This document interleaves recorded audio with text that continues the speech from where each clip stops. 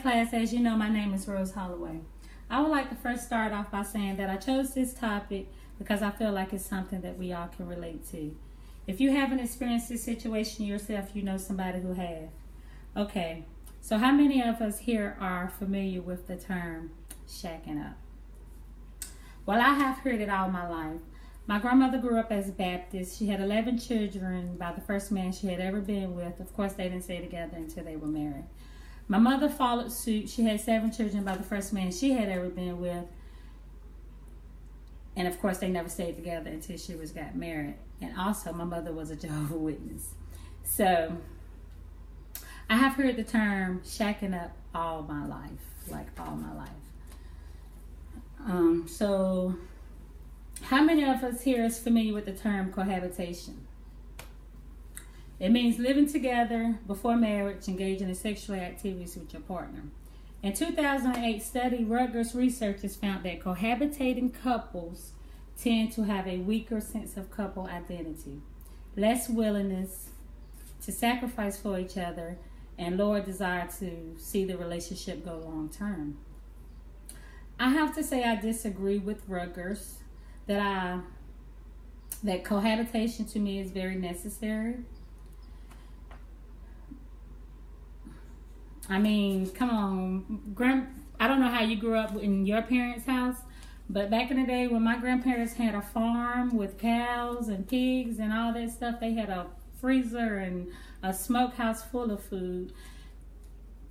Today, you can't even get a gallon of milk for $3. So I say all of that to say that you need to know that you can be with somebody that's going to help you when things get hard financially. When things get hard for you financially and you are cohabitating with your partner, you can see if they're going to stick by you when times get hard. If that car payment due and they bail or just don't care because their car's still running, just let your car go back. You don't need to be with that person. You can put yourself out of a situation that could have hurt in the long run. So I say that you need to find somebody that you know that's going to be with you financially stable, and cohabitating is the perfect way to find out about that. Also, unfaithfulness. You know, you with your boyfriend or girlfriend, fiance, y'all been together 2 or 3 years. Y'all have y'all first argument. And there you go. We have social media now. It's like you can't get out of touch with nobody. There you go. Your fiance, girlfriend, boyfriend, and their ex-girlfriend or boyfriend inbox talking about some, hey, big head, how you doing? You looking good. So I feel like that'll get you out that situation. If you know that person, you have your argument and they stay there, you guys are willing to talk it out, and you're always, you got that relationship, you got that bond.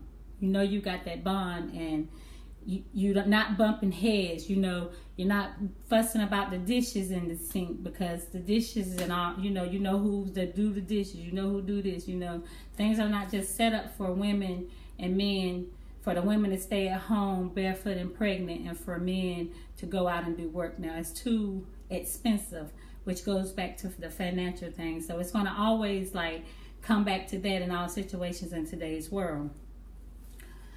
Also, I say, you don't get married, you don't have sex until you get married.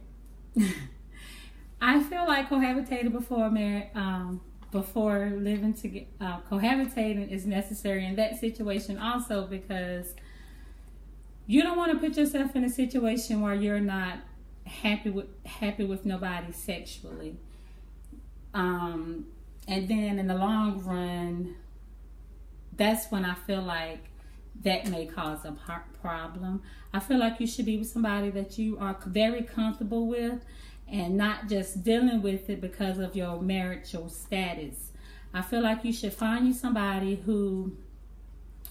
that you love, and not that somebody you're going to grow to love. So that's been my speech, and I want to know, do you guys have any questions or anything for me, or anything that you guys have to say? Thank you.